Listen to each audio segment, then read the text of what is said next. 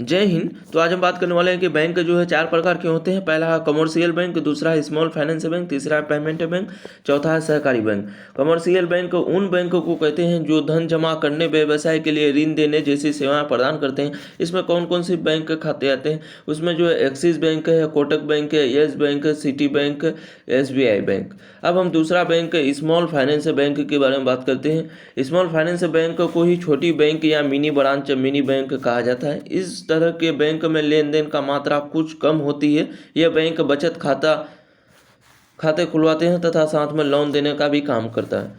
तीसरा है payment bank, यानी कि भुगतान बैंक। एक विशेष प्रकार के बैंक है जिसमें प्रमुख है कि यह बैंक ग्राहकों से जमा ले सकती है, लेन देन होती है, परंतु लोन यानी कि ऋण नहीं दे सकता।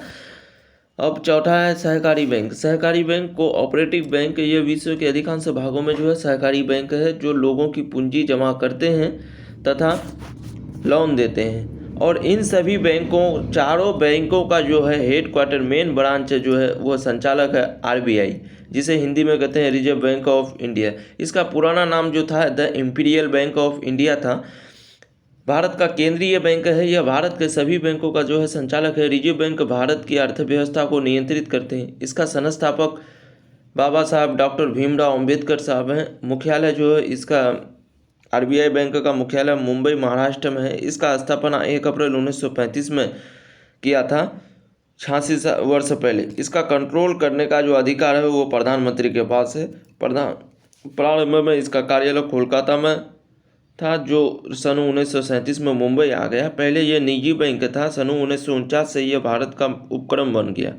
पूरे भारत में रिजर्व बैंक के कुल 29 क्षेत्र हैं, 29 क्षेत्रीय कार्यालय हैं, जिनमें से अधिकांश राज्यों की राजधानी में ही कार्यालय हैं।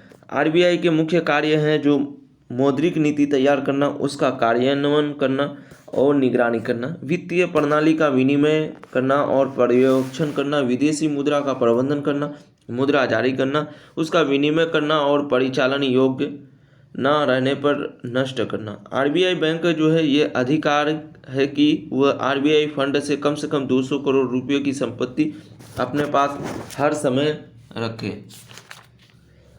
अब हम बात करते हैं कि वहाँ RBI के गवर्नर में, RBI में एक गवर्नर होते हैं और 3 उप गवर्नर होते हैं। बिना गवर्नर का सिग्नेचर किए हुए नोट नहीं छपते। पर आप देखिएगा प्रत्येक नोट में RBI गवर्नर के सिग्नेचर होते हैं। तो RBI के प्रथम जो गवर्नर थे वो ऑसबोर्न स्मिथ थे। अभी जो RBI बैंक में गवर्नर की नियुक्ति जो है वित्त मंत्री की सलाह पर, वित्त मंत्री अभी के जो है प्रधान, ये है निर्मला सीतारमण, वित्त मंत्री की सलाह पर प्रधानमंत्री द्वारा किया जाता है।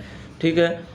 इसमें एक उप गवर्नर होते हैं तथा गवर्नर का जो कार्यकाल होता है 3 वर्ष का होता है। गवर्नरों की मासिक वेतन जो होते हैं, भत्तों और लाभ को मिलाकर 1,98,000 होती है। वर्तमान में शक्तिकांत दास गवर्नर हैं और डिप्टी गवर्नर राजेश राव है। भारतीय करेंसी के नोट भारतीय सरकार और रिजर्व बैंक छापती है। गवर्नर के लिए योग्यता जो होनी चाहिए वो भारतीय सरकार, योग्यता जो होनी चाहिए भारतीय नागरिक, उसकी उम्र 35 वर्ष हो, वो किसी लाभ के पद पर ना हो, ग्रेजुएशन हो। RBI में जो है एक गवर्नर होते हैं तथा 4 उप गवर्नर होते हैं। ठीक है। RBI का आधिकारिक प्रतीक चिन्ह है तार का पेड़ और बाघ है। ये चिन्ह औपनिवेशिक अतीत की निशानी है और इसे ईस्ट इंडिया कंपनी के प्रतीक चिन्ह से लिया गया है। तो गाइस, वीडियो कैसा लगा कमेंट सेक्शन में जरूर बताएं। तो आज के वीडियो में तक एंड करते हैं। जय हिंद, जय भारत।